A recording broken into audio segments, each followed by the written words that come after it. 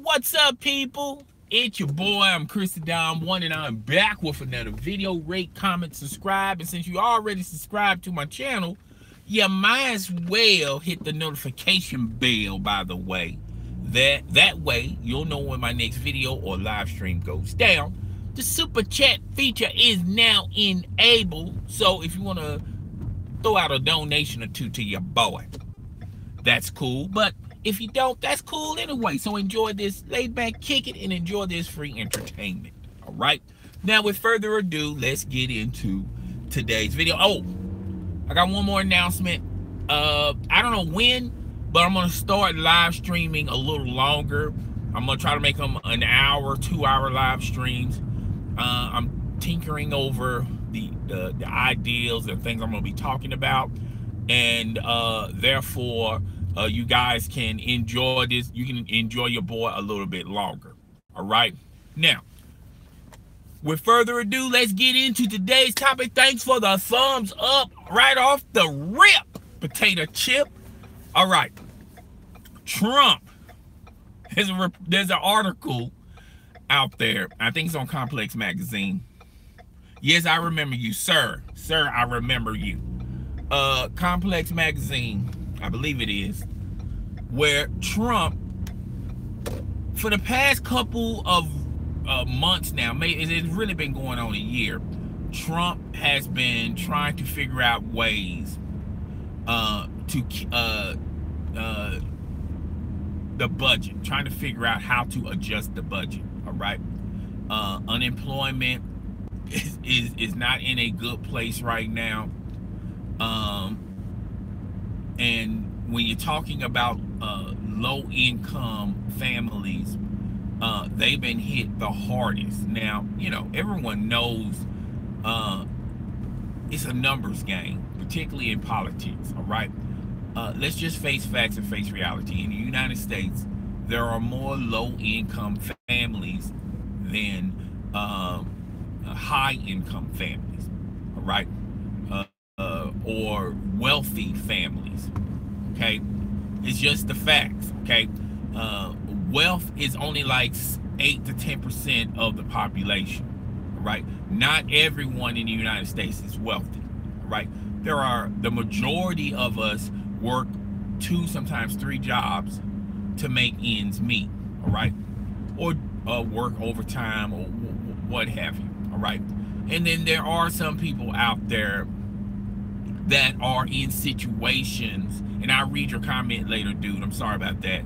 There are people out there in situations like single parents, and the majority of the single parents are mothers who are providing for their children and also trying to make ends meet.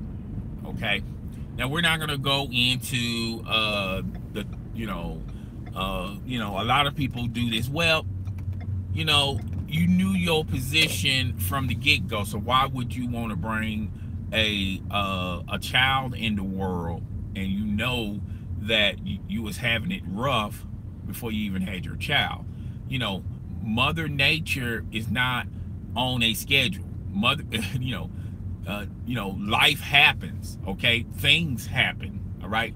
And not everything is planned. But that's neither here nor there. That's not what we're going to be talking about. Donald Trump is suggesting an ideal in his administration that they would like to slash food stamps, EBT. They like to slash that and provide other services for low-income families. And one of their suggestions is Blue Apron. Now, if you've been living under a rock, allow me, brother, to explain. Blue Apron is, if you look at the advertisements of Blue Apron, it's mainly set up for like corporate America, busy families, office type of scenarios where the mother and the father, they have busy lives and they can't, go home and have enough time to make a meal.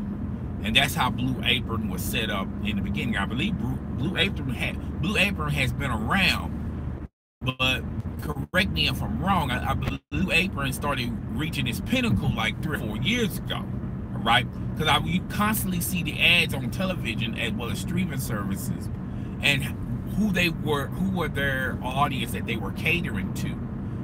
Never in none of those advertisements or the websites they were catering to low-income families, all right? And Blue Apron is so popular, now you have retail stores copying and pasting Blue Apron's ideal, all right? You know, you can go to any grocery store chain. They have something similar to Blue Apron. It's not called Blue Apron in their grocery stores, all right? Now Trump is saying, well, we should slash the price of food stamps. I know you are. Slash the price of food stamps, the income that we put for food stamp, the budget, excuse me, and substitute it with Blue Apron. And to me, Blue Apron is set up to where a family of 2 can prepare a meal quick and easy, because Blue Apron did the hard stuff. All you got to do is put it in your oven, put it in your pan, and cook it. All right. Now I'm pretty sure if this goes through, and I don't think this is going to go through, but if it goes through, they're going to modify Blue Apron where it's a family of 4. All right. You're going to probably be presented a box of a family of 4 in this new modified version of Blue Apron. And to me, there are a lot of families out there that are not family of 4s, all right? Sometimes there are 6, sometimes there are up to 6 people in a family, maybe more, okay? I'm pretty sure they're gonna have it set up to where, based on the people that's in your family, you can get so many boxes from Blue Apron. But the items in the boxes are refrigerated. Notice or not, but Blue Apron, most of those items are fresh, meaning you probably going to have to cook these items a lot sooner rather than later. To me, I feel like you can't, in other words, you can't put a Blue Apron box in the freezer and expect for it to be any good, all right? And most people, when particularly with EBT and food stamps, they normally go shopping. They get like a month's worth of food, and then they store it in their freezer, and then that's pretty much what they eat throughout the month until the next time they receive food stamps, okay, or EBT, or whatever, okay. That helps the family short term. And and in some situations and in some scenarios and in some cases, even if they do that, sometimes that food goes out a lot sooner than in a month, okay? So depending on the size of the family and depending on who is eating this food, it can be like, it could be like 4 infants, it could be 4 babies or 4 kids, which that's what the food stamps are mainly for the children. Nobody's not really having a lot of sympathy for the adults, okay? But there are some adults out there that need this type of program, this type of assistance, okay? They may be handicapped, they may have other issues, mental issues, things like that, and these grown-ups, they're not going to be as far as them. And I know people are going to say, well, they should go out there and get a job.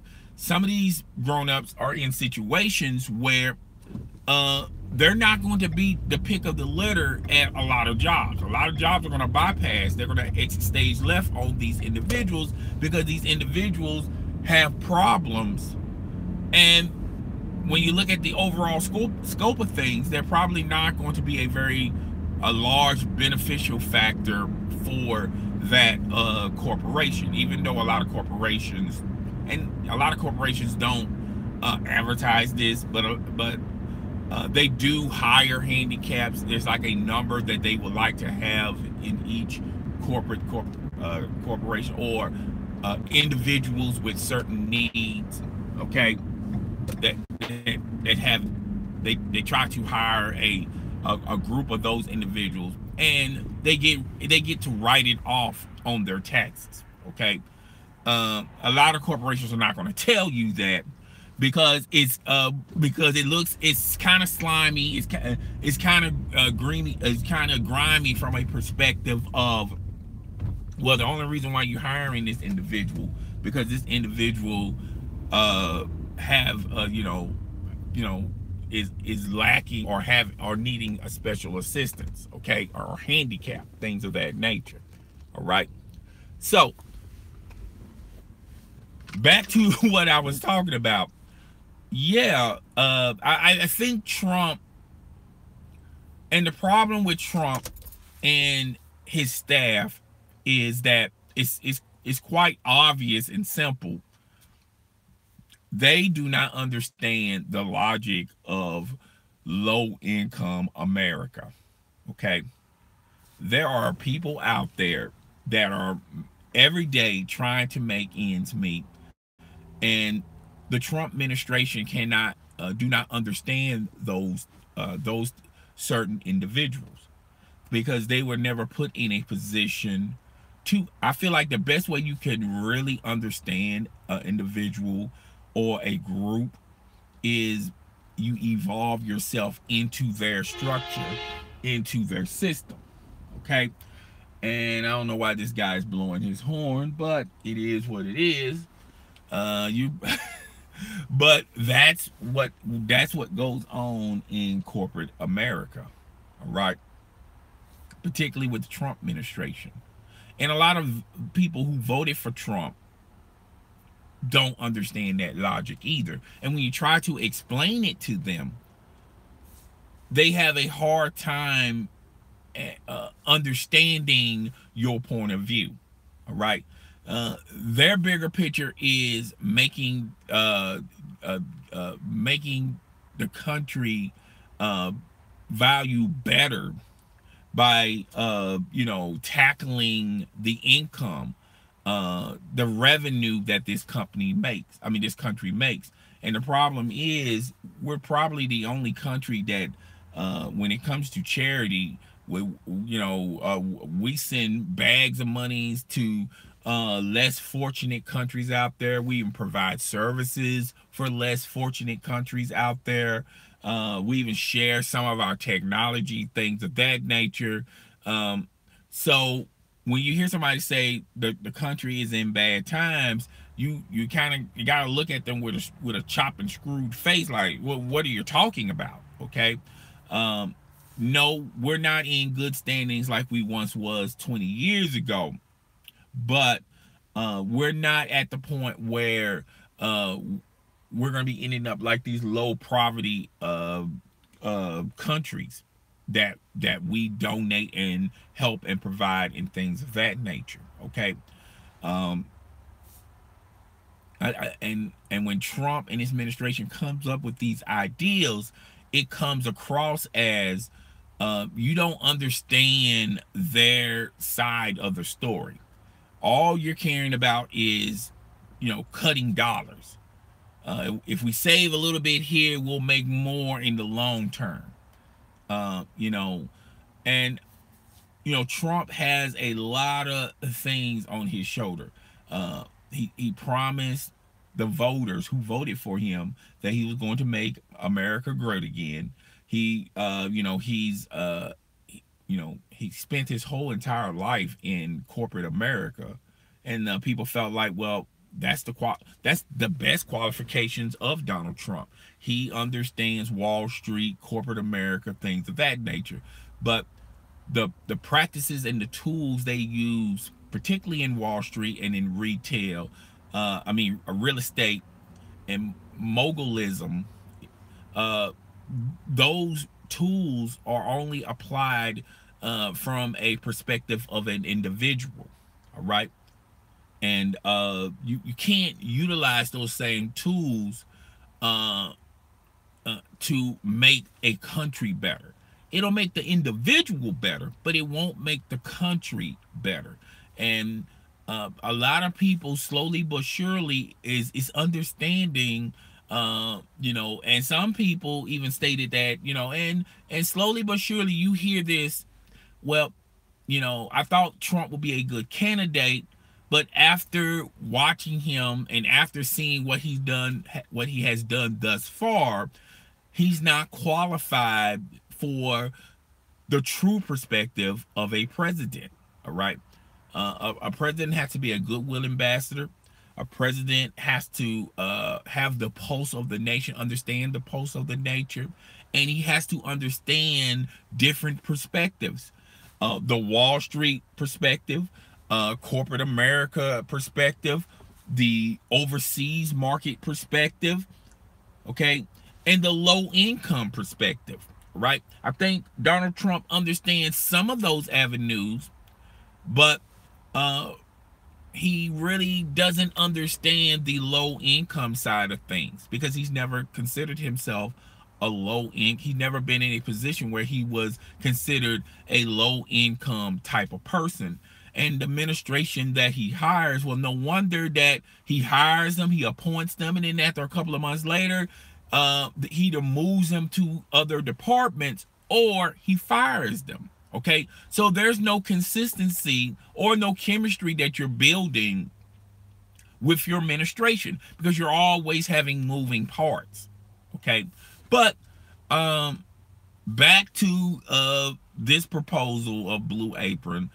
I hope that this is just something that they were spinning their wheels in a room and they started throwing out different ideas. I hope it was coming from that perspective and not from the perspective of we're gonna actually do this. Okay, so and two, even if it's adapted and applied, I just think that should be additional support for low income families. All right, not a replacement for EBT and food stamps. All right, but as corporate America goes, as America goes, we all have to contribute somehow, some way to make this country run better and just simply better.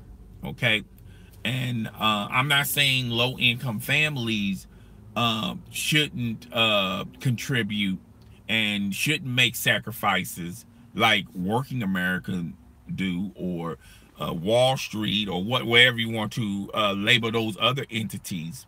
Okay, but still, at the same time, this Blue Apron ideal, I think it should be an additional type of service on top of the service that we already provide for low income families. But at the end of the day, I don't think the Blue Apron program should be a replacement for EBT because of the things I said earlier in the stream. Okay, but guys, tell me what you think. Rate, comment, subscribe. Let me read some messages real fast, real quick. Hold up. Okay. Yeah, Mr. Card, remember me. You just remember me and put me on my remember me and put you on my Apple Watch. Okay, cool. Okay, thanks, Mr. Card. Mr. Card, as well as everyone else out there, rate, comment, subscribe, hit the notification tab, that notification bell, so it'll let you know when my next video or live stream goes down. The super chat feature is enabled. You can donate to a brother if you want to, but if not, enjoy this free entertainment. It's your boy, I'm Chris the Don One. I will see you guys tomorrow. Deuces.